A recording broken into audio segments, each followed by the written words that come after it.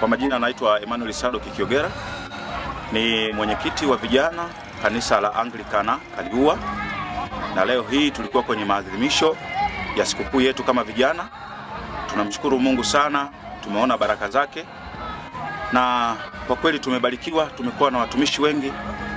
Sambamba na hilo, tunashukuru sana jeshi la polisi kupitia ngazi ya jeshi la zimamoto, kiongozi wetu Godfrey ambaye ametembelea leo kanisani kwetu kwa ajili ya sababu kubwa ya kuhamasisha na kuwaelimisha watu kwa habari ya namna gani ya kujikinga na mioto.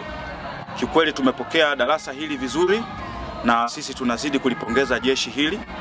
Waendelee hivyo kutoa elimu, maana changamoto kwa Watanzania au sisi wa hapa tunaoishi duniani ni elimu.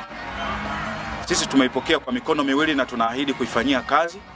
Tunamuunga mkono mkuu wetu wa wilaya na kamati yake ya ulinzi na usalama kwa ajili yetu sisi, na Mungu awabariki sana kwa kazi wanazozifanya.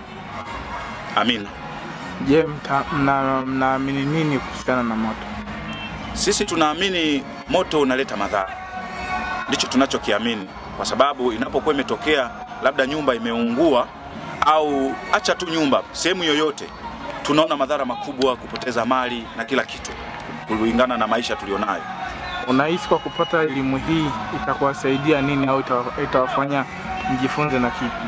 Sisi elimu hii imetusaidia kujikinga na mambo yote yanayohusiana na madhara ya moto, na kubwa zaidi tumeelewa kwa undani zaidi na kwa upana kwamba ni namna gani hususan vyombo vile ambavyo tunavitumia majumbani mwetu, mfano majiko ya gesi na mfano wa hayo, na pia tunatamani kuwa na vifaa hivyo vya fire extinguisher ndani mwetu hata makanisani, ambavyo vifaa hivyo vitaendelea kutukinga zaidi kwa ajili ya kujiepusha na majanga ya moto.